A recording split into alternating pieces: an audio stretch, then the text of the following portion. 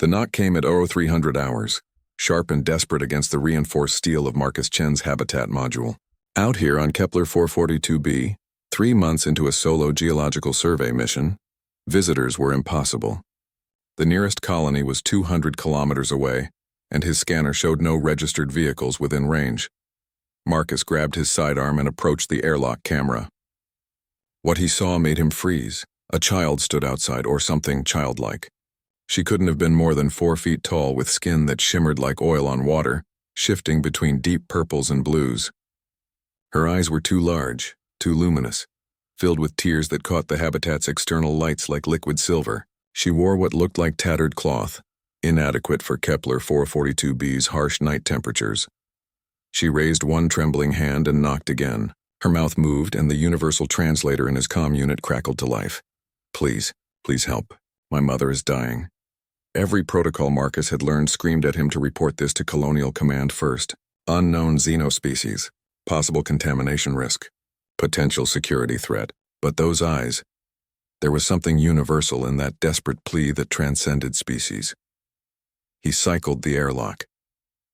The girl stumbled inside, and Marcus noticed she was shivering violently. He grabbed a thermal blanket and wrapped it around her shoulders. Up close, he could see her skin wasn't actually shifting colors. It was covered in microscopic scales that refracted light differently as she moved. My name is Marcus, he said slowly. Where is your mother? The caves, the girl gasped. The collapsed caves, 2 kilometers north. She's trapped. Please, the air is running out, and the rocks are crushing her. She grabbed his arm with surprising strength, her 3-fingered hands cold as ice.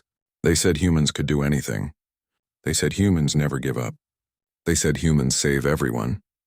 Marcus felt the weight of that reputation, the legend that humanity had built across a dozen colonies and 100 first contacts. Humans, the species too stubborn to accept impossible.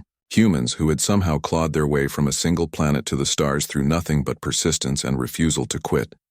Show me, he said. They took his rover. The girl, who said her name was Lissa, navigating with absolute certainty despite the darkness.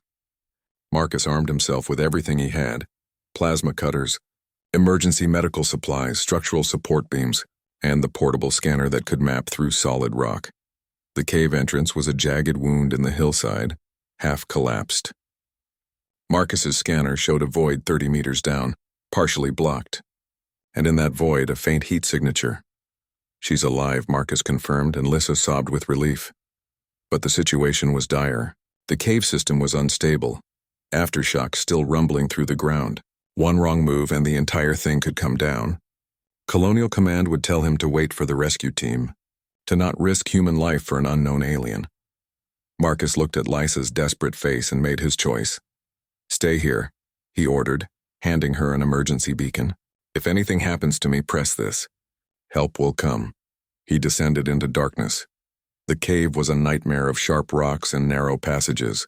Marcus squeezed through gaps that tore his suit, crawled through spaces where he could barely breathe.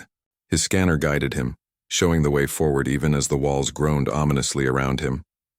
He found Lisa's mother in a small chamber, pinned under a massive boulder. She was larger than her daughter, perhaps 7 feet tall, with the same shimmering scales but in deeper, richer colors. Her breathing was labored, and one of her legs was bent at an unnatural angle. Human, she whispered, her translator producing a weak signal. You shouldn't. Too dangerous. Yeah, well, stubbornness is kind of our thing, Marcus replied, already assessing the situation. The boulder was too heavy to lift, but if he could use the plasma cutter to slice through the rock, pinning her leg, and then use the support beams to create a stable pocket, it took an hour of painstaking work. Every few minutes the cave would shudder and Marcus would freeze, holding his breath, waiting to see if this was the moment everything came down. But he didn't stop. Couldn't stop. Because somewhere above, a child was waiting for her mother. Finally, blessedly, the alien woman was free. Marcus gave her an emergency painkiller from his med kit, hoping desperately that human medicine wouldn't poison her, and helped her stand. She leaned heavily on him, and together they began the agonizing climb back to the surface. When they emerged, dawn was breaking over Kepler 442b's purple sky. Lisa screamed with joy and threw herself at her mother. who collapsed to her knees and wrapped all four of her arms around her daughter, sobbing. Marcus stepped back, suddenly exhausted, and watched the reunion. His suit was torn, his hands were bleeding, and he probably had 3 different kinds of regulation violations to answer for. "Why?" the mother asked finally, turning to look at him. "Why risk your life for strangers? For aliens?" Marcus thought about all the stories, all the legends that humanity had built, about the reputation that had brought a desperate child to his door in the middle of the night.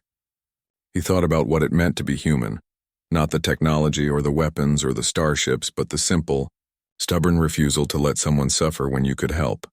"Because someone needed help," he said simply, "and because we're human. That's what we do." Lisa looked up at him with those luminous eyes, and Marcus saw something there that transcended species and language. Understanding, gratitude, hope. Later, when Colonial Command arrived and Marcus had to explain himself, he learned that Lysa's people were the Valar, a shy species that avoided human colonies, afraid of the loud, aggressive newcomers to their world. But word would spread, the commander told him. Word always spread when humans did something impossible. Marcus just hoped the next time someone knocked on his door at 0300 hours, he'd be equally ready to answer, because that was humanity's real superpower. Not the technology, not the weapons, but the simple fact that when the universe said impossible, humans heard challenge accepted.